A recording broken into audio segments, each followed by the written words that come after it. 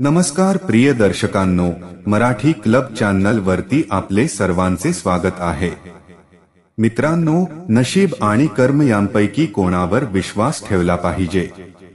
तर मित्रांनो, हे व्हिडिओ खूप ज्ञानवर्धक होणार आहे, तरी शेवटी पर्यंत नक्की ऐका आणि ख्या मनाने कमेंट मध्ये जय श्री कृष्ण जरूर लिहा। दर्शकांनो, एका जंगलाच्या दोन्ही बाजूला दोन वेगवेगळी राज्ये होती। दोन्ही राजा आपापल्या राज्यात सुखी होती।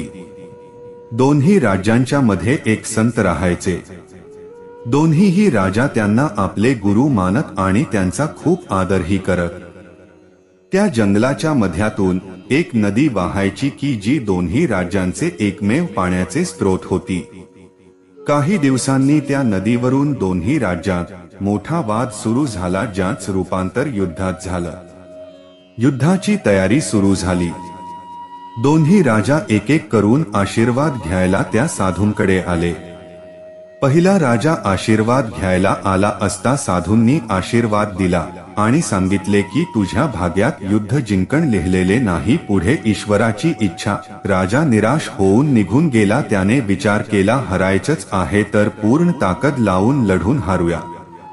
दुसरा राजा साधूंकडे आशीर्वाद घ्यायला आला असता साधूंनी आशीर्वाद दिला आणि सांगितले की यावेळी भाग्य तुझ्या सोबत आहे, पुढे ईश्वराची इच्छा। हे ऐकताच राजा आनंदाने नाचू लागला। त्याने सेनेलाही भाग्य आपल्या बाजूने असल्याचे सांगितले। युद्ध सुरू झाले। एकीकडे पहिला राजा पूर्ण ताकद लावून लढू लागला, तर दुसरीकडे आपणच जिंकणाऱ्या विश्वासात दुसरा राजा इतका निश्चिंत राहिला की घोड्याची लगाम तुटल्याचे त्याच्या लक्षातच आलं नाही। झालं, घोडा खाली पडला आणि दुसरा राजा शत्रूच्या हाती सापडला। युद्धात दुसऱ्या राजाला हार पत्करावी लागली। युद्ध समाप्तीनंतर संत रणांगणात आले। दोन्ही राजांना एक प्रश्न पडला की नशिबात लिहिलेले कस काय बदललं?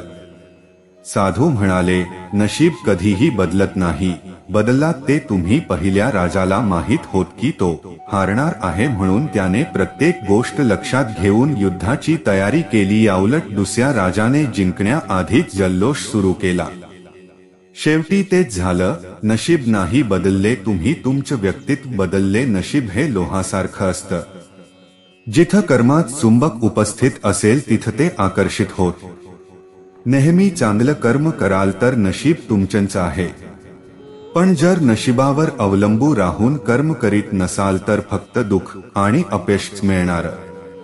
साक्षात श्री कृष्णाने महाभारतात अर्जुनाला सांगितलं होत की राज्य तुझ्या नशिबात आहे की नाही हे नंतर कळेलच, परंतु तुला युद्ध तर करावंच लागेल, तुला तुझ कर्म तर करावंच लागेल। संत तुलसीदास त्यांच्या रामचरित मानस मध्ये सांगतात की कर्म प्रधान विश्व करी राखा, म्हणजे आपण नेहमी कर्म करीत राहील पाहिजे।